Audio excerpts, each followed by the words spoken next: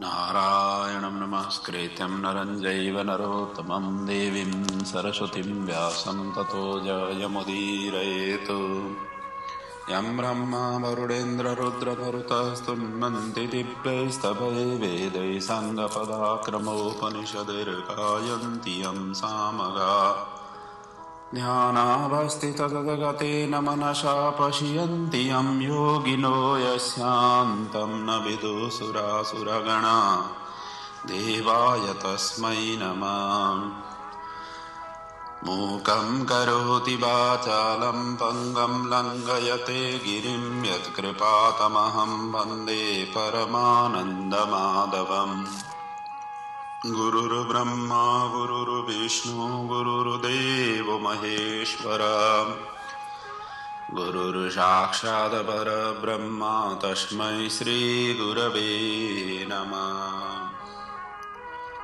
श्री शिव महापुराण को जय। राष्ट्रदेव भगवान पशुपतिनाथ को जय। नेपाल आमा को जय। व्यासी भगवान को जय। सद्गुरुदेव भगवान को जय। नेपाल भित्र र विश्वभरि छरिएर रहनुहुने समस्त आमा बुवा दाजुभाइ दिदीबहिनी सबैको हृदयमा विराजित भगवान पशुपतिनाथ स्वरूप आत्मा तत्वलाई वन्दन गर्दै समस्त गुरु आचार्य विद्वान विदुषीहरूका चरणमा वन्दन गर्दै श्री पशुपतिनाथ भगवानको श्री चरणमा समर्पित यो शिव महापुराणको अमर गाथालाई नित्य अवगाहन गर्दै हजुरहरूको समक्षमा पुर्याउने जमर्को गर्दै आएको छु र यसै प्रसङ्गमा हामी द्वितीय रुद्र संहिताको पहिलो सृष्टि खण्डभित्रै छौं र आज लगभग सृष्टि खण्डलाई पूर्णाहुति गर्ने कोसिसमा पनि छु। समयले कति साथ दिनेछ। आउनुहोस् यो अमर गाथालाई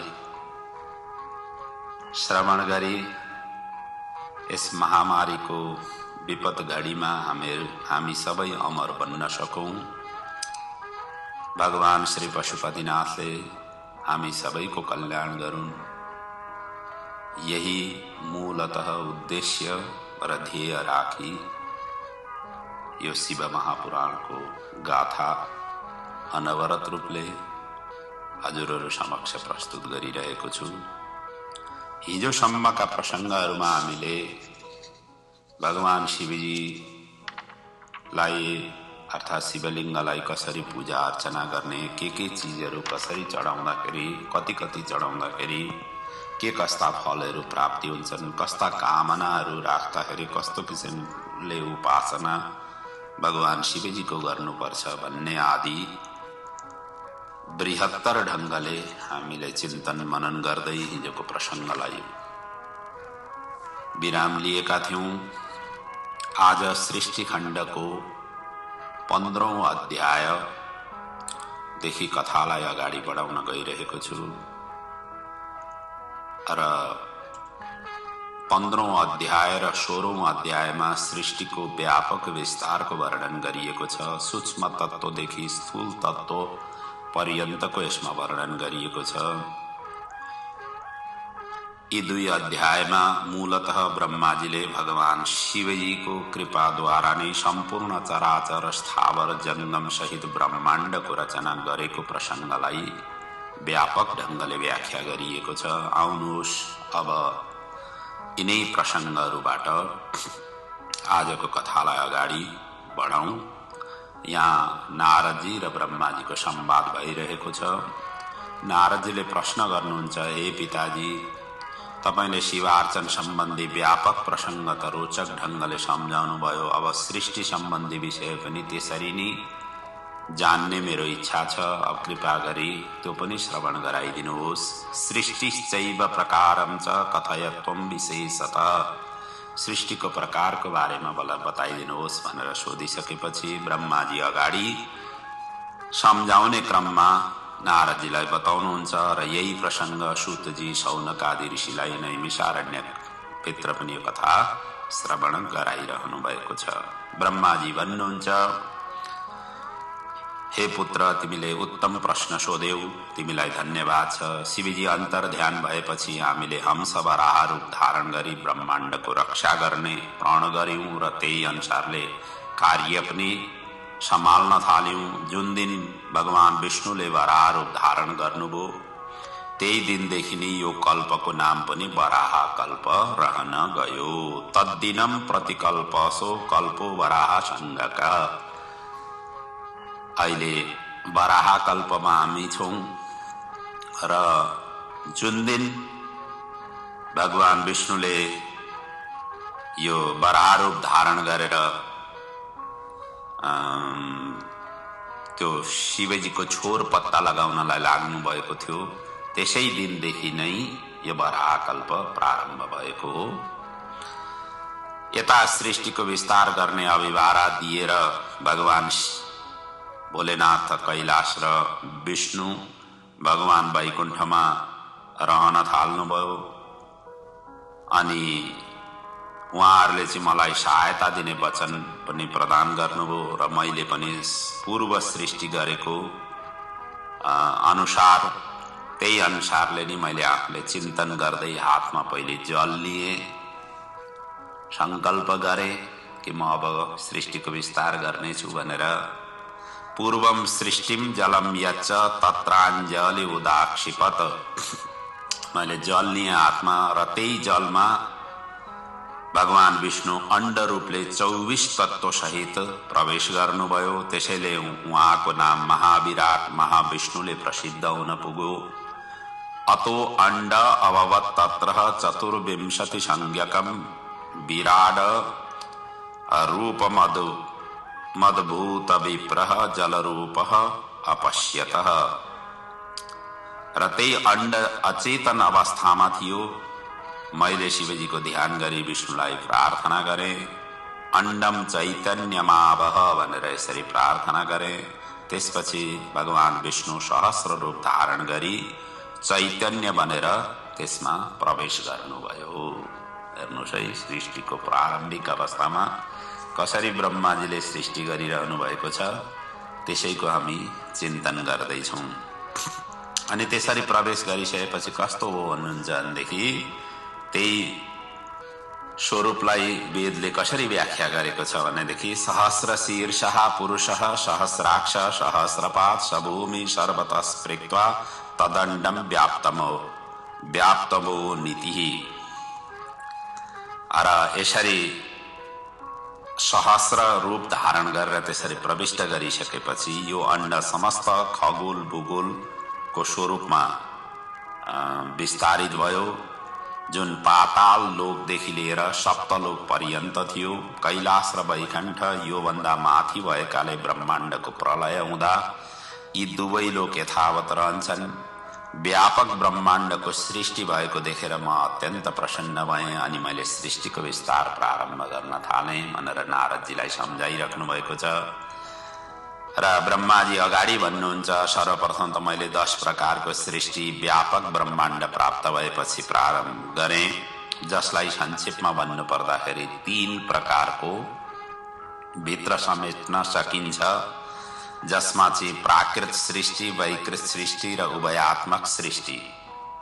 अब यो प्राकृत सृष्टि भनेको के हो भन्नुहुन्छ भनेदेखि यसभित्र 4 प्रकारका सृष्टिहरू पर्दछन्। एउटा त ब्राह्म सृष्टि, दोस्रो भूत सृष्टि, तेस्रो वैकारिक सृष्टि र चौथो अहंकार सृष्टि। तो ब्राह्म सृष्टिलाई नै महत्त्व भनिएको छ, जसलाई गीतामा बुद्धि तत्व भनेर यसको व्याख्या गरिएको छ। अर्को भूत सृष्टिमा पंचमहाभूत जो पृथ्वी, आप, तेज, वायु, आकाश, यसैको सृष्टिलाई नै भूत सृष्टि मानिएको छ।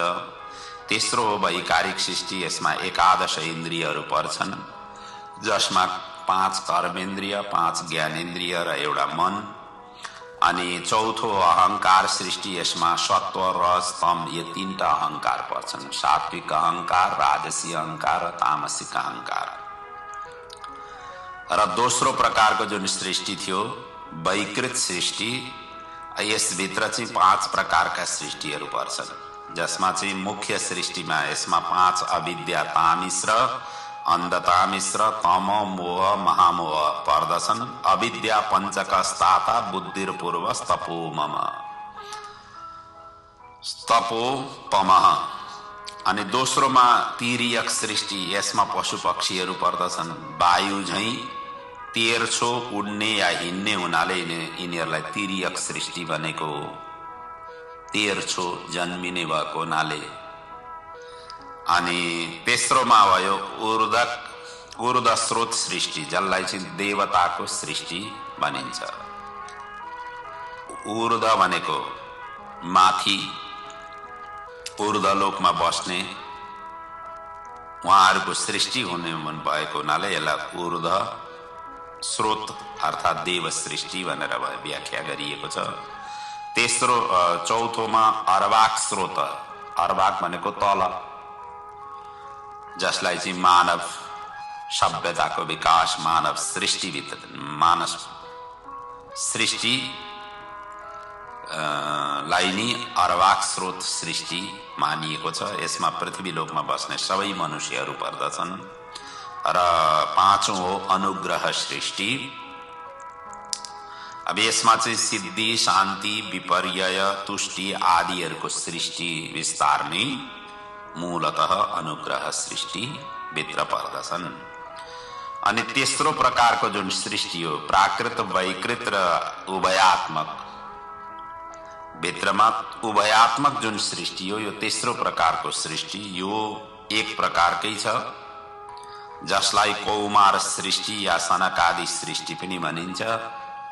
र यो प्राकृत र वैकृत दुवै हुने भएको हुनाले यसलाई उभयात्मक सृष्टिको रूपमा यसलाई त्यो संज्ञा दिइएको हो।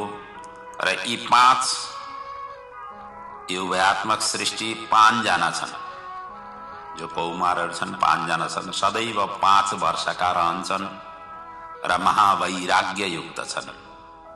महावैराग्य सम्पन्न अभवन पंचसु व्रता। यसरी सर्वप्रथम 10 प्रकारको सृष्टि भयो। त्यसपछि मैले सनकादिहरूलाई सृष्टिको विस्तारका लागि आज्ञा दिए। अब त सनकादिहरू सृष्टि भइसकेपछि त उहाँहरूलाई नि आज्ञा दिए कि अब सृष्टिको विस्तार गर भनेर। अनि उनीहरूले के भन्यो भनेदेखि हामी त सृष्टि गर्दैनौँ न, हामी सृष्टि गर्नका लागि जन्मिएकै हौँ न, हामीहरू त तपस्या गर्नका लागि जन्मिएका हौँ, हामी त तपस्या गर्छौँ। यसरी ठाडो ठाडो उत्तर दिए। यसरी उत्तर दिइसकेपछि त ब्रह्माजीलाई क्रोध आयो, रिस आए। अनि क्रोध आउने साथै के हो भन्नुहुन्छ, त्यहाँ अर्को एउटा विचित्र घटना घट्यो। जब उनीहरूले मना गरे, ब्रह्माजीलाई क्रोध आयो। क्रोध आइसकेपछि ब्रह्माजीको यो भ्रिकुटीबाट चाहिँ, भ्रू मध्य भागबाट चाहिँ क्रोधको प्रतीक रुद्र रूपमा भगवान प्रकट हुनुभयो। अब त्यसरी भ्रूमध्य, जसलाई अभिमुक्त क्षेत्र पनि भनिन्छ है, भागबाट पूर्णांश, त्यस अर्धनारी स्वरूप रुद्र प्रकट हुनुभयो। अर्धनारी स्वरूप भूत्वा पूर्णांशम सकलेश्वर, जुन शिव र पार्वतीको अर्धनारी स्वरूप का छविहरू हामी देखिरहेका हुन्छौं, त्यो स्वरूपको प्रकट चाहिँ यसरी हुन पुगेको हो ब्रह्माजीको भ्रूमध्य भागबाट। त्यसपछि ब्रह्माजीले सृष्टि विस्तारको आज्ञा अर्धनारी स्वरूप रुद्रलाई प्रदान गर्नुभयो। अनि बडा प्रसन्न भएर उहाँले चाहिँ आज्ञालाई शिरोधार्य गर्दै भगवान रुद्रले आफ्नै सदृश, आफैलाई नै रुचाउने त्यस्ता खालका पो सृष्टिको विस्तार गरिदिनु भयो। त्यसभित्र के परे भन्नुहुन्छ भनेदेखि भूत, प्रेत, पिशाच आदि गणहरूको सृष्टि गर्न सृष्टिको विस्तार भयो। ससर्जा स्वात्मनः स्तोल्यान रुद्रो रुद्रगणान बहुन, आफ्नै जस्तै रुद्रले रुद्रगणकै सृष्टि गर्नुभयो र यसरी भूतगणको व्यापक सृष्टि देखिसकेपछि ब्रह्माजीले तुरुन्तै रोके। अब यस्ता किसिमका सृष्टिले त विस्तार हुँदैन, यो त बडा विचित्रमय सृष्टि हो। र रोकिसकेपछि उहाँले के भन्नु भनेदेखि जन्म मृत्युको आधीन प्रजाको सृष्टि गर भन्ने आयो। फेरि आज्ञा दिनुभयो, जो जन्म र मृत्युको अधीनमा रहन्छन् त्यस्ता खालका प्रजाहरूको चाहिँ सृष्टि गर्नुहोस् रे भनेर यसरी आज्ञा दिनुभयो। दिइसकेपछि त रुद्रले के उत्तर दिनुभयो भनेदेखि त्यस्तो खालको सृष्टि त मबाट हुँदैन। उनले सिधै इन्कार गरिदिए, मबाट जे भयो भयो, म त त्यस्तो जन्म मृत्युको अधीनमा रहने त्यस्ता खालका सृष्टि गर्न म जान्दिनँ, मबाट हुँदैन, त्यस्तो म गर्न सक्दिनँ। तर यति चाहिँ गर्न सक्छु, जन्म मृत्युको अधीन जति पनि छन् ती सबैलाई चाहिँ म उद्धार गर्न सक्छु है। तिनीहरूको उद्धार चाहिँ म गर्न सक्छु, तर म सृष्टि चाहिँ विस्तार गर्न सक्दिनँ, यसरी उत्तर दिनुभयो। अनि त्यस्ता प्रजा त अब तपाईँ आफैले नै सृष्टि गर्नुहोस् भनेर यसरी आज्ञा दिनुभयो रुद्रले ब्रह्माजीलाई। अनि माथिबाट के पनि भन्दैन भनेदेखि मेरो मायाले यो कार्यका लागि रोक्ने पनि छैन, अर्थात् तपाईले सहज रूपले नै यसलाई सृष्टिको विस्तार गर्न सक्नुहुन्छ भनेर यसरी आशीर्वाद पनि दिनुभयो। त्वमेव सृज दुःखाढ्यः प्रजा सर्वः प्रजापते, यो दुःख रूपी स्वरूपका प्रजाहरूका सृष्टि गर्नका लागि म केही व्यवधान गर्ने छुइनँ, म त सहायक नै बन्ने छु भनेर यसरी रुद्रले त्यसरी आशीर्वाद दिइसकेपछि अब ब्रह्माजीले अगाडि त्यस्ता खालका दुःखले भरिएका प्रजाहरूको सृष्टि गर्ने क्रममा उद्धत हुनुभयो। र त्यस क्रममा के हो भन्नुहुन्छ भनेदेखि अब ब्रह्माजीले अन्तिममा सृष्टि गर्ने क्रममा त्यहाँ एउटा विचित्र घटना घट्यो। त्यही ब्रह्माजीकै शरीर अङ्गहरूबाट सृष्टिको विस्तार हुन पुग्यो।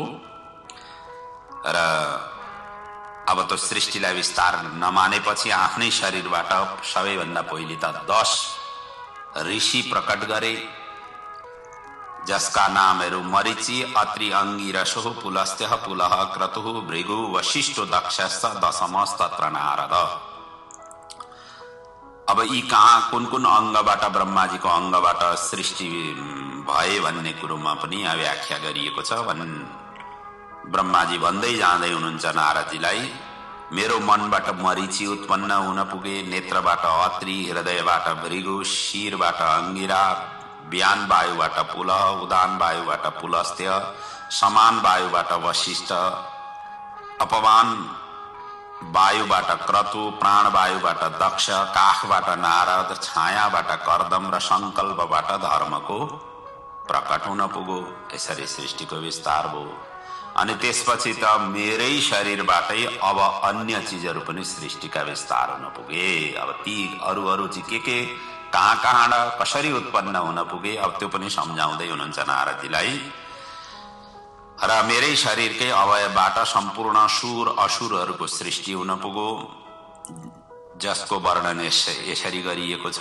अर्थात् यसरी व्यापकता हुन पुग्यो। पीठबाट अधर्मको उत्पन्न भयो, मेरो हृदयबाट काम, रौँबाट क्रोध, तल्लो ओठबाट लोभ, मुखबाट सरस्वती, लिङ्गबाट समुद्र, गुदाबाट राक्षसका अधिपति निरति, 4 मुखबाट 4 वेद, 4 उपवेद, इतिहास, पुराण, आगम, छन्द आदि प्रकट हुन पुगे। त्यसै गरी 4 मुखबाट धर्मका 4 पाउ, जसलाई विद्या, तप, दान, सत्य मानिन्छ, यी उत्पन्न हुन पुगे। फेरि 4 आश्रम, ते 4 मुखबाट क्रमशः ब्रह्मचर्य, गृहस्थी, वानप्रस्थ र सन्यास यी आश्रमहरूका उत्पन्न हुन पुगे। अनि ओंकार उत्पन्न हुन पुगे। रोमकूपबाट उष्णिक छन्द, त्वचाबाट गायत्री, मांसबाट त्रिष्टोप, स्नायुबाट अनुष्टोप, अस्थिबाट जगती, मज्जाबाट पंक्ति, प्राणबाट बृहति, जीवत्वबाट स्पर्श वर्ण अनि स्पर्श वर्णमा चाहिँ क देखि लिएर म सम्मका वर्ण क ख ग घ ङ यी क देखि लिएर म सम्मका वर्ण उत्पन्न भए। देहत्वबाट स्वर वर्ण उत्पन्न हुन पुगे, जो अ आ इ यिनीहरू स्वर वर्ण। अनि त्यसै गरी इन्द्रियबाट उष्म वर्ण उत्पन्न हुन पुगे, जो स स स ह यी उष्म वर्णभित्र पर्छन्। अनि बलबाट अन्तस्थ वर्णहरूको उत्पन्न हुन पुग्यो, जो चाहिँ य र ल व यी अन्तस्थ वर्णहरू हुन्। त्यसै गरी क्रीडाबाट सप्त स्वर उत्पन्न हुन पुगे, जो चाहिँ निषाद, ऋषभ, गान्धार, षडज, मध्यम, दैवत, पञ्चम। र यही नै अन्ततो गत्वा संगीत क्षेत्रको चाहिँ सारे ग म प ध नि सा यो सप्त स्वर यसरी प्रकट हुन पुगे। अब यत्री सृष्टि गरिसकेपछि पनि ब्रह्माजीलाई आत्मसन्तुष्टि चाहिँ भएन है। यत्रो सृष्टि गरिसकेपछि ब्रह्माजी अझै केही न केही नपुगेको जस्तो ब्रह्माजीलाई भयो। अब के गर्ने सोच्दै हुनुहुन्थ्यो। अनि सोच्दा सोच्दै भगवानले यसरी प्रेरणा दिनुभयो। त्यही प्रेरणाको आधारबाट ब्रह्माजीले आफ्नै शरीरलाई नै दुई भागमा विभाजन गर्ने सोच, त्यस्तो किसिमको प्रेरणा ब्रह्माजीलाई प्राप्त भयो। र त्यही भाव यहाँ वर्णन गरिएको छ। द्विधा कृत्वात्मनो देहम द्विरूपश्चाभवम मुने अर्धेन नारी पुरुष चार्धेन सन्ततो मुने। त्यस पछाडि त ब्रह्माजीले शिवजीको ध्यान गरेर जुन प्रेरणा प्राप्त गर्नुभएको थियो, त्यसै बेला ब्रह्माजीले आफ्नै शरीरबाट अर्धनारी स्वरूप प्रकट हुनुभयो। अब यहाँ दुईटा अर्धनारी स्वरूप, एउटा भ्रूमध्य भागबाट उत्पन्न भएको रुद्रको स्वरूप पनि अर्धनारी स्वरूप भनेर एकछिन अगाडि हामीले चिन्तन गर्यौं, त्यसको प्रसंग श्रवण गर्यौं।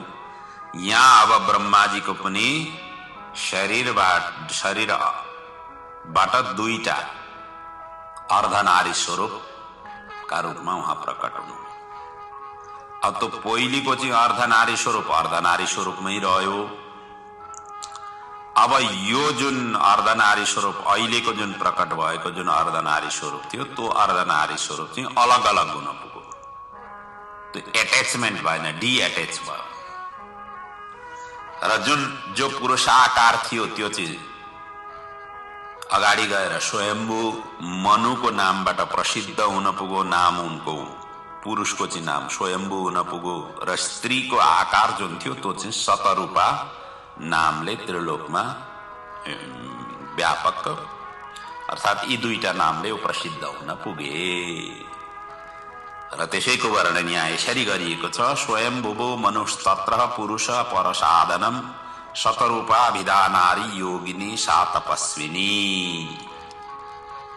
त्यसरी यो अर्धनारी स्वरूप बनेको चाहिँ भगवान रुद्रकै स्वरूप हो। त्यही नै छवि हामी देखिरहेका हुन्छौं। तर यता जुन ब्रह्माजीको आफ्नै शरीर चाहिँ दुई भागमा विभाजन भएको अर्धनारी स्वरूपमा जुन विभाजन भएको चाहिँ त्यो चाहिँ अलग अलग हुन पुग्यो। तर त्यसै र त्यस्ता किसिमका छविहरू चाहिँ हामी देख्दैनौँ न। तर हाम्रो पुराण ग्रन्थहरूमा चाहिँ यसरी क्लियर गरिएको छ कुन चाहिँ अर्धनारी स्वरूप हो, कुन चाहिँ अर्धनारी स्वरूप हुँदाहुँदै पनि अलग अलग हुन पुगे। अनि के गराइदिन्, के अगाडि के घटना घटो भन्नुहुन्छ भने हे ब्रह्माजीले तिनी दुईटाकै विवाह गराइदिनु भयो। मनु र शतरूपाको विवाह गराइदिनु भयो र आशीर्वाद पनि प्रदान गर्नुभयो। अनि मैथुन सृष्टिका लागि आज्ञा पनि प्रदान गर्नुभयो। यसरी आज्ञा दिइसकेपछि स्वयम्भू मनुले अप्रजाको विस्तार गर्न पुगे। अनि यसरी उनले ब्रह्माजीले आज्ञा दिइसकेपछि ब्रह्माजीलाई पनि अलिकति मनमा सन्तोष पनि अभिव्यक्त भयो। अर्थात् सन्तोषको श्वास उनले लिन पुगे। र स्वयम्भू मनु पनि प्रसन्न भएर अब सन्तानको सम्पूर्ण विस्तारका लागि उनी पनि तत्पर हुन पुगे र मूलतः त्यही स्वयम्भू मनुकै सन्तान नै सम्पूर्ण मानव प्रजातिहरू हुन पुगे। इनका जम्मा 5 सन्तान भए, 2टा छोरा 3टी छोरी। 2टा छोरामा प्रियव्रत र उत्तनापाद, 3टी छोरी चाहिँ आकुति, देवहुति र प्रसूति हुन पुगे। र छोरीहरूको विवाह चाहिँ कसरी भयो भन्नुहुन्छ भनेदेखि आकुतिम रुचै प्रादात कर्दमायात मध्यमाम ददौ प्रसूति दक्षाया उत्तानपाद अनुजाम सुताम। यसरी आकुतिको विवाह रुचिका साथमा भयो, रुचि प्रजापतिका साथमा। प्रसूतिको विवाह दक्ष प्रजापतिको साथमा भयो भनेदेखि देवहुतिको विवाह चाहिँ कर्दम ऋषिसँग हुन पुग्यो। अब अगाडि गएर यिनीहरूकै सन्तानले नि यो चराचर सबै व्याप्त हुन पुग्यो। जो पहिलेका सृष्टिका विस्तार थिए ती भन्दा अलग, मतलब ती त भइ नै हाले र त्यसपछिका जति पनि हामीले सृष्टिका स्वरूप देख्दछौं ती सबै सृष्टिका स्वरूपहरू चाहिँ यिनै सन्तानहरूले अर्थात् यिनीहरूकै विस्तारका क्रममा व्यापकता हुन पुगेको हो। यसरी बुझ्नुहोस्। अब यहाँ यिनीहरूको पनि सन्तान विस्तारको क्रम यहाँ अगाडि वर्णन गरिएको छ। आकुति र रुचिबाट जुम्ल्या यज्ञ र दक्षिणा उत्पन्न हुन पुगे र यिनी यज्ञ र दक्षिणा दुईटैले विवाह गरे र उनीहरूबाट 12 पुत्र उत्पन्न हुन पुगे यज्ञ र दक्षिणाबाट।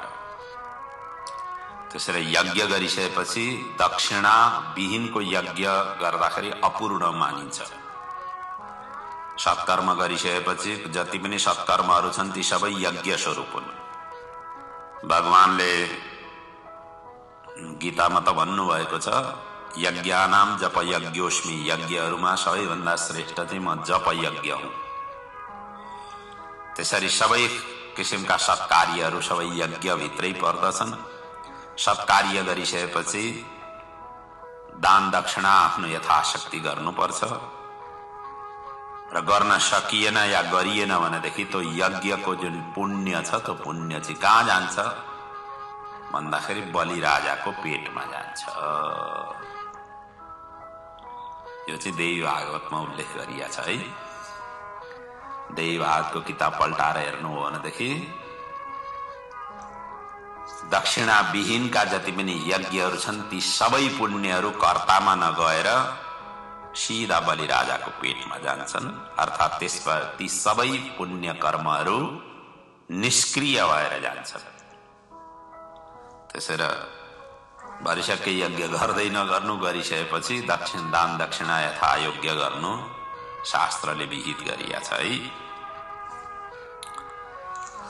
अब अगाडि गएर देवहुति र कर्दमका सन्तानहरू चाहिँ के भए भन्दाखेरि यिनीहरूबाट 9वटा छोरी भए र 1जना छोरा भए। छोराको नाम कपिल भगवान हुन पुग्यो जसले सांख्य शास्त्रको विस्तार गरे र छोरीहरू चाहिँ ककललाई विवाह गरे। यसको पनि यहाँ वर्णन गरिएको छ। जेठी छोरी कला नामकी थिइन्, तिनको विवाह मरीचिका साथमा गरे। माइली छोरी श्रद्धा नामकी थिइन्, तिनी अंगिरा ऋषिका साथमा विवाह भयो। साइली छोरी हविर्बु, तिनी पुलस्त्य ऋषिका साथमा विवाह भयो। अनि गति छोरी चाहिँ पुलह ऋषिका साथमा, क्रिया नामकी छोरी क्रतु ऋषिका साथमा, ऊर्जा जसलाई अरुन्धती भनिन्छ, अरुन्धती नामकी छोरी चाहिँ वशिष्ठ ऋषिका साथमा विवाह भयो। त्यसै गरी चितीलाई शान्ता पनि भनिन्छ। शान्ता नाम गरेकी छोरी अथर्वा नामका ऋषिसँग विवाह भयो। ख्याति नामकी कन्या भृगु ऋषिका साथमा विवाह भयो। अनुसुया नामकी कन्या चाहिँ अत्रि मुनिका साथमा विवाह भयो र यिनी अनुसुयाबाट दत्तात्रेय भगवानको प्राकट्य भयो। र यी दत्तात्रेय भनेका चाहिँ ब्रह्मा विष्णु र शिव यी तीनटैको अंश स्वरूपमा जन्मिनु भएको थियो।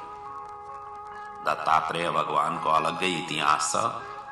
अत्यन्त वैराग्यको शिक्षा दत्तात्रेय भगवानले प्रदान गर्नुभयो। किनभनेदेखि भगवानका जति पनि अवतारहरू धराधाममा भए उहाँहरूले कुनै न कुनै क्षेत्रलाई फोकस गरेर समाजलाई सचेत गराउने उद्देश्यले नै भएका छन्। सबैको आफ्नो आफ्नो इतिहास छ र उहाँले गरेका कार्यहरूको पनि आफ्नै आफ्नै स्वरूप र इतिहास छ। त्यस्ता किसिमका दत्तात्रेय भगवानको प्राकट्य भयो। अब अगाडि जुन कान्छी जुन प्रसूति नामकी कन्या थिइन्, ती कन्या चाहिँ दक्ष प्रजापतिका साथमा विवाह भयो। अब यिनीहरूबाट चाहिँ छोरीहरू जन्मिए। किन पहिले त छोराहरू जन्मिएका थिए। छोराहरूमा पनि 10,000 छोराहरू जन्मिए पहिलो पटक, जसलाई सबलाश्व नामले चिनिन्छ। तर नारदजीले सबैलाई सन्यासी बनाइदिनु भयो। त्यस पछाडि छोरी फेरि 1,000 पुत्रहरू उत्पन्न गराउनु मतलब गरे। ती हरियाश्व संज्ञक हुन पुगे र तिनीहरूलाई पनि नारदजीले सन्यासी बनाइदिनु भयो। यसरी 11,000 पुत्रहरू उत्पन्न गरिसकेपछि पनि सृष्टिको विस्तार गर्नतिर लागेनन्। सबै छोराहरू चाहिँ सन्यास दीक्षा लिइसकेपछि घर गृहस्थीमा फर्किएनन्। दक्ष प्रजापतिलाई अत्यन्त रिसाए, क्रोध आयो, नारदजीलाई श्राप दिए। अब यो सबै कथा चाहिँ देवी भागवतमा वर्णन छ, यहाँ छैन। अनि भयो के भन्नुहुन्छ भने नारदजीलाई श्राप दिँदाखेरि दक्ष प्रजापतिले के श्राप दिए भनेदेखि, जसरी मैले सन्तान उत्पन्न गरेर सृष्टिको विस्तार गर्ने बुवाको आज्ञा लिएर अगाडि बढिरहेको थिएँ, मेरा सबै सन्तानहरूलाई चाहिँ सन्यास बनाइदियौ। त्यसैले म आजदेखि तिमीलाई पनि श्राप दिन्छु कि तिम्रो पनि घर गृहस्थी कहीँ पनि नरहोस्। तिमी पनि यो संसारमा मतलब भट्किँदै जाऊ, कुनै पनि ठाउँमा नटिक। यस्ता खालका हुन उहाँले श्राप दिनुभयो। जसको कारणले गर्दा नारदजीका न त धर्मपत्नी भए, न छोराछोरीहरू भए, न घर गृहस्थी नै बस्न पुगो, न एकै ठाउँमा टिकेर रहन सक्छ। त्यसैले नारदजी कहिले कैलाशमा पुग्छन्, कहिले वैकुण्ठमा पुग्छन्, कहिले ब्रह्मलोकमा पुग्छन्, कहिले धराधाममा, कहिले कहाँ घुमि नै रहन्छन्। यो दक्ष प्रजापतिले श्राप दिएको हुनाले र नारदजी एक ठाउँका कुराहरू अर्का ठाउँमा लैजाने, अर्का ठाउँका कुराहरू अर्का ठाउँमा लैजाने, त्यो पनि प्रवृत्ति। अब अलग अलग ठाउँमा डुलिराख्ने मान्छेले त्यही त हो। उहाँका कुराहरू सुनो, यताका कुराहरू, उहाँका कुरा यता ल्यायो, यताका कुरा उता लगो। आजकल पनि हाम्रो समाजमा त्यस्ता मान्छेहरू धेरै पाइन्छन्। यता पनि ठिक्क, उता पनि ठिक्क, उता पनि पुग्ने त्यस्ता खालका मान्छेहरू पाइन्छन्। त्यस्ता मान्छेले ल्याउने समाचार भनेको त उस कहाँ के घटना घटिरहेछ, यता के भइरहेछ, यिनी सबै चिज त हुनै हुन् नि। त्यसैले जो यताका कुरा उता लान्छ त्यसलाई नारद आयो भनेर यसरी पनि संज्ञा दिने गरिन्छ है। अब यति भइसकेपछि अब सृष्टिको विस्तार अगाडि बढाउने क्रममा फेरि ब्रह्माजीले आज्ञा दिनुभयो, अब जे घटना घटिहाल्यो, अब अगाडि अरू सृष्टिको विस्तार गर भनेर आज्ञा दिइसकेपछि अनि दक्ष प्रजापतिले आफ्नी धर्मपत्नी प्रसूतिबाट चाहिँ छोरीहरू जन्माउनु भयो। अब यी छोरीहरूको पनि वर्णन अलग अलग पुराणमा अलग अलग ढंगले व्याख्या गरिएको छ। कतै 16वटा छोरीहरू जन्माउनु भयो भनिया छ, कतै 24 कन्याहरू भए भनिया छ, कतै 60 कन्या भनेर उल्लेख गरिएको छ। भागवतमा हेर्दाखेरि 16 कन्याको उल्लेख छ भनेदेखि यो शिव पुराणमा पनि यो कल्पभेदले होला, कहीँ 24 र कहीँ 60 दुवै संख्या उल्लेख गरिएको पाइन्छ। त्यसैले यहाँ भनिएको पनि छ कल्पभेदेन दक्षस्य षष्ठी कन्या प्रकीर्तिता। कल्पभेदको अनुसारले यसलाई मान्नुपर्ने हुन्छ। र अब यहाँ चाहिँ 60 वटा कन्याहरूको जन्मको यहाँ अहिलेको चाहिँ प्रसङ्गमा वर्णन छ। यी 60 कन्याहरू चाहिँ कसका साथमा विवाह भए, कति कन्या कसको साथमा विवाह भयो, यसको वर्णन यहाँ अगाडि गरिएको छ। यी 10 कन्या धर्मको साथमा विवाह भयो, 27 कन्या चन्द्रमाको साथमा विवाह भयो, 13 वटा कन्या कश्यपजीको साथमा विवाह भयो, 4 वटा कन्या तारक्ष अर्थात गरुडजीको साथमा विवाह भयो, बाँकी 6 कन्या चाहिँ भृगु, अंगिरा र कृशाश्व उहाँहरूले चाहिँ 2 वटा कन्याको दरले विवाह उहाँहरूका साथमा भयो। र यिनी कन्याहरूबाट उत्पन्न भएका सन्तानहरू नि पाताल लोकदेखि लिएर सत्यलोक पर्यन्त स्थावर र जंगमका रूपमा व्यापक हुन पुगे। त्यसैले भनिएको छ दक्ष कन्या प्रसूतैश्च व्याप्तम एव चराचरम पाताल तलमारभ्य सत्यलोका विधि ध्रुवम।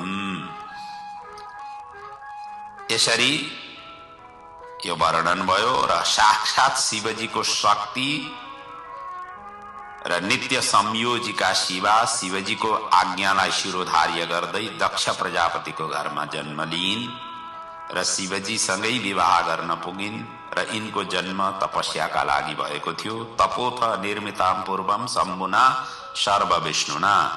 सती स्वयं सत्य स्वरूपिणी र नित्य शिवजीकै साथ बस्ने शक्ति हुन्।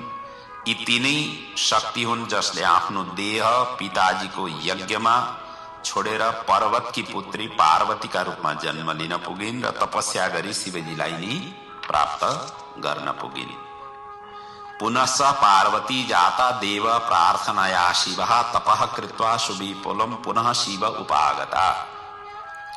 र शिवाको कर्मानुसार अनेक नामले प्रसिद्ध हुन पुगे जो यस प्रकारका छन्, जो कालिका, चण्डिका, भद्रा, चामुण्डा, विजया, जया, जयन्ती, भद्रकाली, दुर्गा, भगवती, कामाख्या, कामदा, अम्बा, मृणानी, सर्वमंगला यी सबै नाम का स्मरण चिन्तन मनन गर्नाले भुक्ति मुक्ति प्रदान गर्छन्। यसरी सृष्टिको विस्तारको प्रसंग यहाँ वर्णन भयो। शिवजी साक्षात परब्रह्म हुन्। गुणभेदले शिवजी नै ब्रह्मा, विष्णु र महेश भएका हुन्। यी शिवका सधैं कैलाशमा निवास गर्छन्। शिवजीको पूर्ण अवतार 5 मुख युक्त हो र कैलाश धाम ब्रह्माण्डको नाश हुँदा पनि नाश हुँदैन। ब्रह्माण्डस्य तथा नाशे तस्य नाशोस्ति वै नहि। यसरी सृष्टिको यसरी विस्तार हुन पुग्यो। यी 2 अध्यायमा यसरी वर्णन गरिएको छ। अब अगाडिका 4 वटा अध्यायमा चाहिँ यज्ञदत्त पुत्र गुणनिधिको शिव कृपाले कुबेर पद प्राप्ति को वर्णन छ। शिवजी कैलाश पर्वतमा नित्यवासको वर्णन छ र सृष्टि यो खण्डको चाहिँ उपसंहारको वर्णन गरिएको छ। यी 4 अध्यायमा यी यज्ञदत्त पुत्र गुणनिधि, यी गुणनिधि को चरित्रको वर्णन जो दुष्ट र व्यभिचार युक्त कर्म गरेर आत्मा अन्तमा शिवजीको आराधना गरी, तो पनि शिवरात्रिको दिन आराधना गरी अनजानमा शिव पूजा गर्नाले अर्को जन्ममा कलिंग देशको राजा भएर जन्म लिन पुगे। त्यसपछि तेस्रो जन्ममा अलकापुरीको राजा कुबेर पदको यिनलाई प्राप्ति भयो। शिवजीको कैलाशमा नित्यवास र सृष्टि खण्डको यहाँ अगाडि गएर उपसंहार गरेर यो खण्डलाई पूर्ण गरिएको छ। आउनुहोस् अब यी 4 अध्यायका कथाहरू सार संक्षेपमा हामीहरू चिन्तन मनन गरौं। नारदजीले यहाँ प्रश्न गर्नुहुन्छ, तदागतो हि कैलासं शंकरो भक्तवत्सल क्व वा सखे तस्यासि कुबेरेण महात्मना।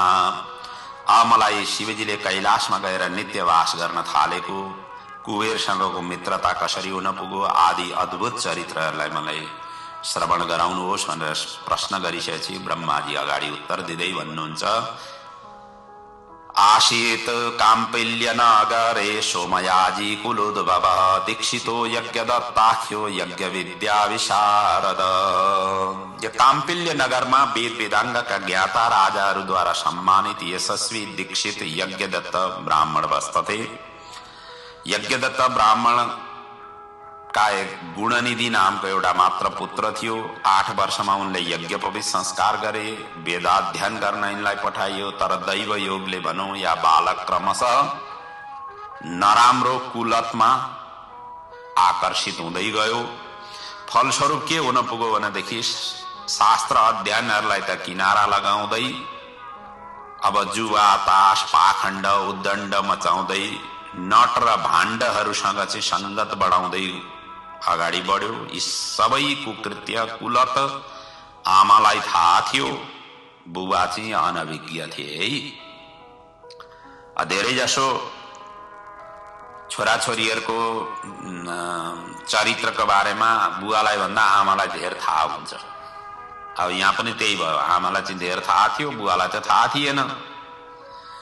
अनि यता 16 वर्ष पुगिसकेपछि गुणनिधिको केशान्त संस्कार सहित गृह सूत्र अनुसार उनलाई विवाह गरिदिए।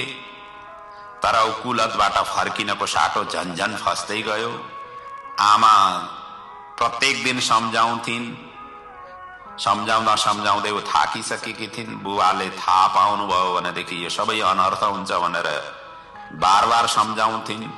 यी सबै दुष्चरित्रको कुकृत्यलाई उसले छोड्न सकेको थिएन। अनि उसले आमाको कुरा कुनै अम्बल पनि गर्न सकेन अथवा गरेन। फलत हो चोरी गर्ने, मद्यपान गर्ने, चुगलखोरी गर्ने, असत्य भाषण गर्ने, जुवा तास वेश्यागमन आदिलाई बढाउँदै गयो। आमालाई धम्की दिँदै घरका जति पनि धन थिए सबै एक एक गरेर उडाउँदै गयो। आमा पनि एकलौता पुत्र भनेर सोचेर लाड प्यारले केही भन्ने हिम्मत गर्न छोडिसकेकी थिइन्। र पतिलाई पनि यस कुराको उनले सुईको पनि दिइनन्। यस्ता घटनाहरू हाम्रा समाजमा नि कति भइरहेका हुन्छन् नि। कतिपयका आमा बुवाहरूलाई आमालाई सबै कुरो थाहा हुँदैन, बुवालाई थाहै नदिने, छोराछोरीहरूका चरित्रहरूका बारेमा आदि इत्यादि हामीले गाउँ समाजमा पनि देखिरहेका भोगिरहेका हुन्छौं। यहाँ यस्तै घटना घटिरहेको छ। हेर्नुहोस् है, एक दिन पिता यज्ञदत्तले आफ्नो औँठी कुनै जुवारीले लगाएको देखे। वार्तालाप गर्दै जाँदा अरू पनि सुवर्ण चाँदी वस्त्र आदि आफ्नो पुत्रले बेचेको थाहा उनले पाए। त्यस पछाडि त तुरुन्त घर आएर पत्नीसँग उनले झगडा गरे अनि पत्नी र पुत्रलाई त्याग दिए र केही समय पश्चात अर्कै श्रोत्रिय कन्यासँग उनले विवाह गरे। श्रोत्रियस्य सुतां प्राप्य पाणिं जग्राह दीक्षितः। सनातन धर्मले पनि यही भनेको छ कि कुपुत्र भन्दा त अपुत्र नै उचित हो है भनेर पनि संज्ञा दिएको छ है। अपुत्रस्तम वरम निर्णाम कुपुत्रात्मम कुलपाम सनात त्यजद एकम कुलस्यार्थे नीतिरेष सनातनी। कुपुत्रलाई त्याग्नु नै श्रेयस्कर हो भनेर सनातन नीतिले पनि त्यसरी भनेको छ। त्यसैले अपुत्र हुनु नै श्रेयस्कर हो यदि कुपुत्र जन्मिनु भन्दा त भनेर पनि जोर दिएको छ। अब यता अगाडि के घटना घटो भन्नुहुन्छ भनेदेखि पिताले त्याग दिइसकेपछि गुणनिधिले पनि आफ्नो घर छोडियो। विगतको कुकर्म सम्झँदै समय कटाउन थाल्यो। एक दिन सन्ध्याकाल उपस्थित हुँदै थियो। त्यसै दिन दिनभर केही उसले खान पिन पाएकै थिएन, भोकै थियो, क्षुधाले सताउन थाल्यो। र त्यो दिन चाहिँ के रहेछ भन्नुहुन्छ भनेदेखि महाशिवरात्रिको पर्व रहेछ। दिनभरि केही खान पाएन। खान नपाइसकेपछि त उपवास स्वतः भयो। नखानु नै उपवास हो। अनि त्यस दिन कुनै शिव भक्त पूजा अर्चन र नैवेद्य सामग्री लिएर शिवालयतर्फ गइरहेको उसले देखियो। गुणनिधि पनि उनीहरूकै पछि लाग्यो। भक्तालु शिव मन्दिरमा पसेर पूजा अर्चन गर्न थाले। गुणनिधि लुकेर प्रतीक्षारत भयो। यद्यपि भोकले तडपिरहेको थियो। सबै सुतिसकेपछि नैवेद्य खान्छु यही भावनाले प्रतीक्षारत रह्यो। र यही ध्येय लिएर समयको पर्खाइमा बस्यो। निकै रात बितेपछि सबै निदाए। त्यसपछि गुणनिधि बिस्तारै मन्दिरभित्र पस्यो र दियोको प्रकाश मधुरो भइसकेको थियो। शिवजीमा चढाएको प्रसाद राम्ररी उसले देख्न सकेन। अनि आफूले ओढेको दुपट्टा च्यात्यो उसले, त्यही कपडालाई च्यातो र दियोमा उसले दियो सल्कायो। त्यसपछि भनेदेखि चाहिँ उसले प्रसादलाई राम्ररी देख्यो। यथेष्ट उसले नैवेद्य ग्रहण गर्यो अर्थात उठायो र बाहिर निस्किनै लागेको थियो। उसको चरणले चाहिँ सुतिरहेको एक भक्तलाई स्पर्श गर्न पुग्यो। भक्त तुरन्त उठे र उठेर अनि भक्तले चाहिँ कराउन थाले। अब कसैले स्पर्श गरिसकेपछि खुट्टा त कसैले त्यो सुतिरहेको उसमा चरण परिसकेपछि त दब्यो, दइसकेपछि निन्द्रा खुलिहाल्यो। अनि चिच्याउँदै कराउँदै उठिसकेपछि त भक्तले त्यसरी कराइसकेपछि त कोयम कोयम त्वरापन्नो गृह्यताम असो इति क्रोश सहजनो गिराह भय महोच्चया। यो को हो भनेर यसरी यसलाई पक्र भनेर यसरी गुणनिधि भक्तहरू एक पछि अर्को गर्दै जागे र तुरुन्तै गुणनिधिलाई समाते र चोर भन्दै ती पिट्न थाले। दैव संयोग आँखा उनले फुटाइदिए। मरणासन्न अवस्थामा पुगेपछि मात्रै उनीहरूले छोडिदिए। केही दिनपछि गुणनिधिको यही कुटाईको भारले गर्दाखेरि अन्तत्व गर्त्वा। अब यो शिवजीकै माया थियो, यसरी सम्झिनु पर्छ। भगवानलाई चढाएको प्रसादलाई भक्तहरूले यस्तो किसिमको अनादर ढङ्गले व्यवहार गर्नु हुँदैन। तर यहाँ शिवजीकै माया थियो, अर्को जन्ममा उहाँलाई कल्याण गर्नु थियो। त्यही उद्देश्यले यो घटना घटेको हो। हामी सबै ईश्वरकै मायामा बन्दित छौँ।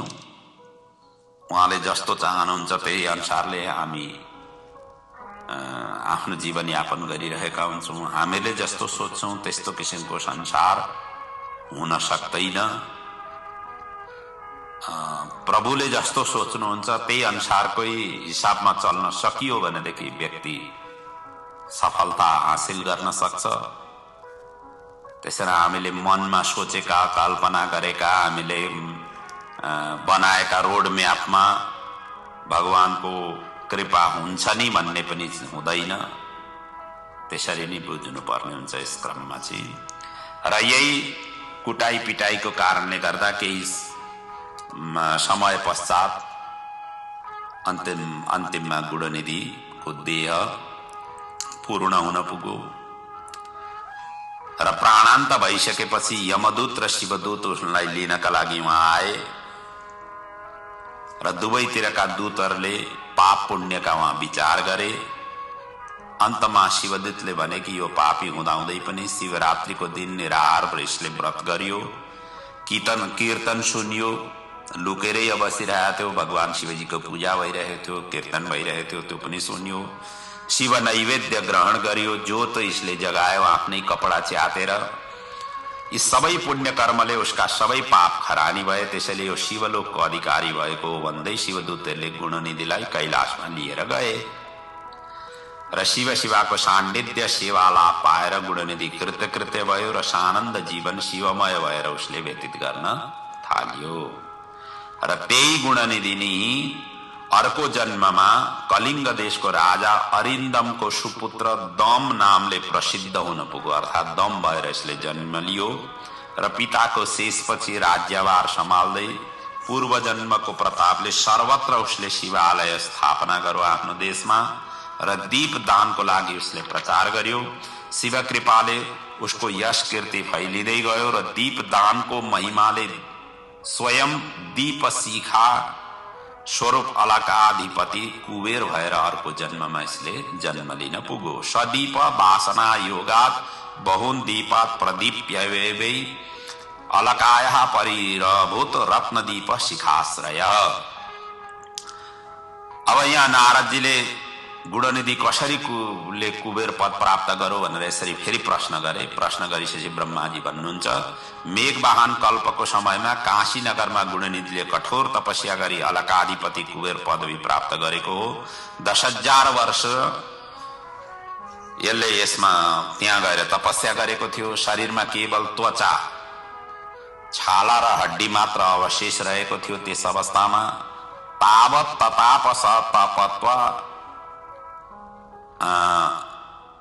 तपत्वात् गस्तिः परिशेषितम अस्ति र त्वक यति मात्रै परिशेषितम त्यही मात्रै रहेको थियो। बाँकी सबै यसको शरीरमा केही नै थिएन। र यस्तो तपस्या, कठोर तपस्या गरिसकेपछि भगवान शिवजी प्रसन्न हुन पुग्नुभयो। पार्वती सहित शिव तपस्थलीमा पुगे र उसलाई जागृत गराएर इच्छित वर माग्न आग्रह गरे। शिवजीको आवाज सुनेर गुणनिधिले बिस्तारै आँखा खोल्यो। शिवजीको साथमा सर्वाङ्ग सुन्दरी त्रिलोक मोहिनी माँ जगदम्बिका शिवालाई गोरिएर उसले हेर्यो र मनमा तर्क गर्न थाल्यो, शिवजीको साथमा यति सुन्दरी को हुन्?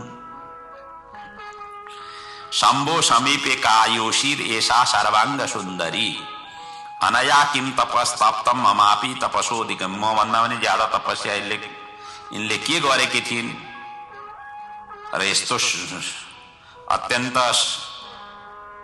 विश्वमोहिनी सुन्दर स्वरूप धारण गर्न अर्थात् त्यो स्वरूपमा इनले प्राप्त गरिन्। यसरी उसले उहाँ चिन्तन गर्यो। हेर्नुहोस् है, हेर्दा हेर्दै र शिवाले मोहित गुणनिधिको स्वरूप देखिसकेपछि उनको देब्रेतिरको आँखा चाहिँ उडाइदिए, किनभने वासनाले यसले हेरेको थियो। अनि देब्रेतिरको आँखा फुटिसकेपछि अथवा उडाइदिइसकेपछि दाहिने आँखा पनि फुटाउने आँट्दा शिवजीले रोके र शिवजीले वर दिँदै भने, वरं ददामि ते वत्सं तपसानेन तोषिता निधीनाम अथ नाथस्त्वं गुह्यकानं भवेश्वरः। आजदेखि तिमी गुह्यकका स्वामी भएर अलकापुरीमा बस। तिम्रो एउटा मात्र नेत्र रहनेछ। शिवासँग तिमीले क्षमा माग। तिम्रो नाम शिवालाई ईर्ष्याले हेरेको हुनाले तिम्रो नाम कुबेर रहेको। कु भनेको नराम्रो, बेर भनेको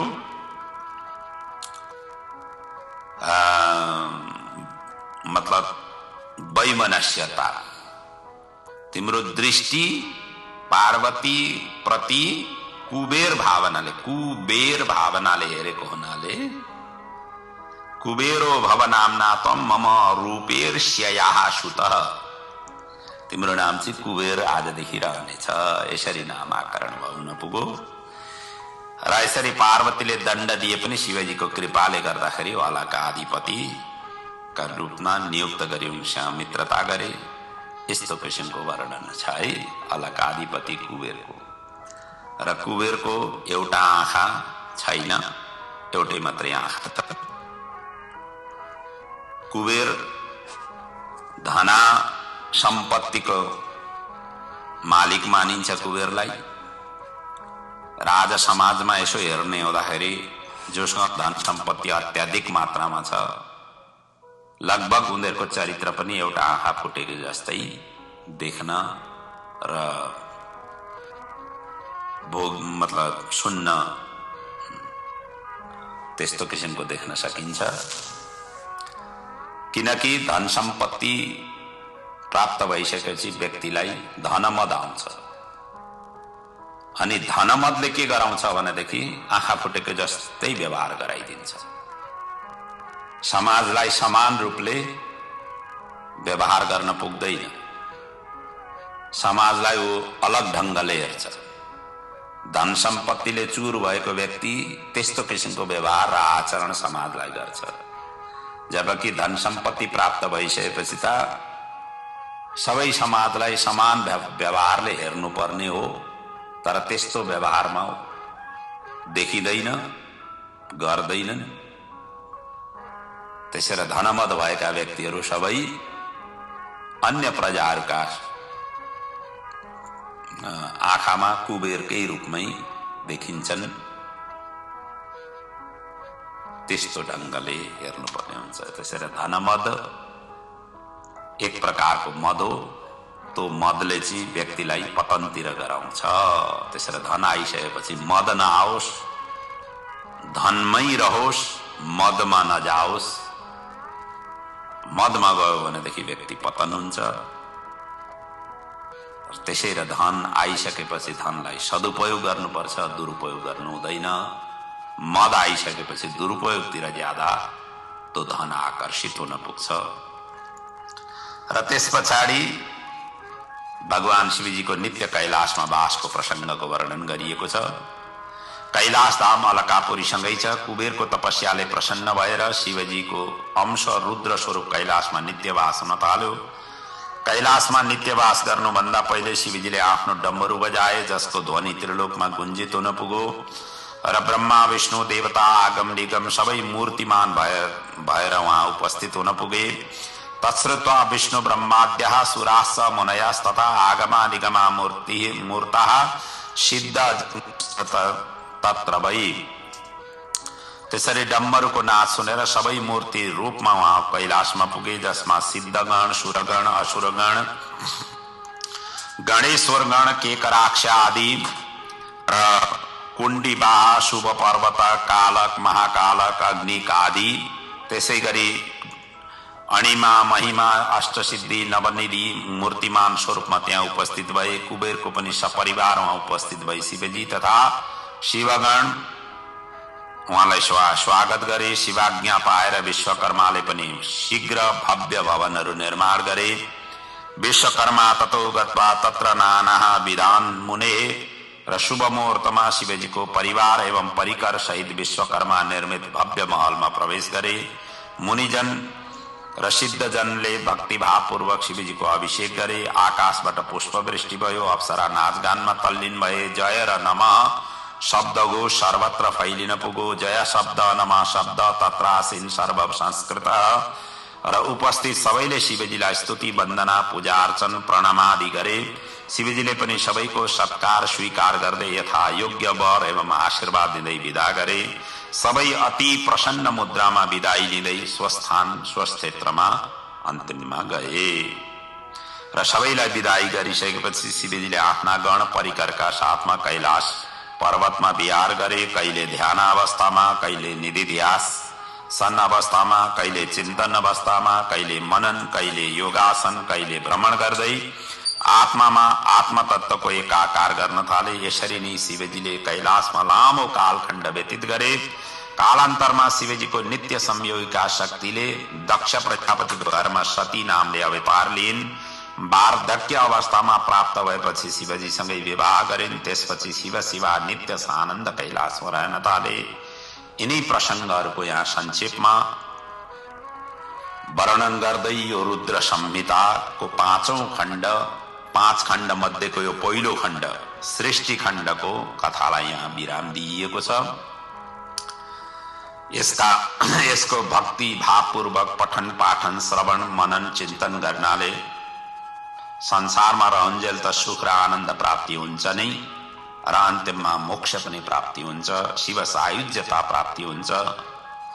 इमाम कथाम पठेद यस्तो शृणुयाद वा समाहितः यम भुक्तिम समासाद्य लभेन मुक्तिम परत्रशः। यहाँ त भुक्ति त प्राप्ति हुन्छ नि, अन्तिममा मुक्ति पनि प्राप्त हुन्छ। यसरी यस्तो किसिमको वर्णन गर्दै यो सृष्टि खण्डलाई यहाँ उपसंहार गरिएको छ। भगवान श्री पशुपतिनाथ, भगवान भोलेनाथ ले हामी सबैको कल्याण गरून्। राष्ट्रदेव पशुपतिको छत्र छायामा रहेर हामी जहाँ रहेका छौं, जहाँ बसेका छौं, जहाँ जुन अवस्थामा छौं, शिवजीको अनन्त कृपा अनन्त आशीर्वाद हामी सबैमाथि रहोस्, हाम्रा सन्ततिमाथि रहोस्, हाम्रो परिवारजनमाथि रहोस् र हाम्रो राष्ट्र समुन्नत मार्गमा अगाडि बढ्न सकोस्। जति पनि कमी कमजोरीहरू छन् ती कमी कमजोरीहरूलाई सुधार गर्ने मौका अवसर हाम्रा दिग्गज देश निर्माणका लागि समर्पित भएका ती सबै व्यक्तिहरूका मन मन्दिरमा विराजमान हुन पुगोस्। भगवान पशुपतिनाथले त्यस्तो किसिमको प्रेरणा दिउन्। सुन्दर शान्त विशाल नेपालको त्यो जुन परिकल्पना छ, त्यो परिकल्पनालाई साकार र साक्षात रूपले हाम्रा यिनी आँखाले, यिनी मनले देख्न र सुन्न, भोग्न पाउन सकौं, यही पशुपतिनाथको चरणमा वन्दन गर्दै यो शिव महापुराणको अमर गाथाको द्वितीय रुद्र संहिताको सृष्टि खण्डलाई यहाँ विराम लिँदैछु। भगवान शिवजी हामी सबैलाई कल्याण गरून्, उहाँको अनन्त आशीर्वाद हामी सबैमाथि रहोस्। ओम पूर्णमदः पूर्णमिदं पूर्णात् पूर्णमुदच्यते पूर्णस्य पूर्णमादाय पूर्णमेवावशिष्यते।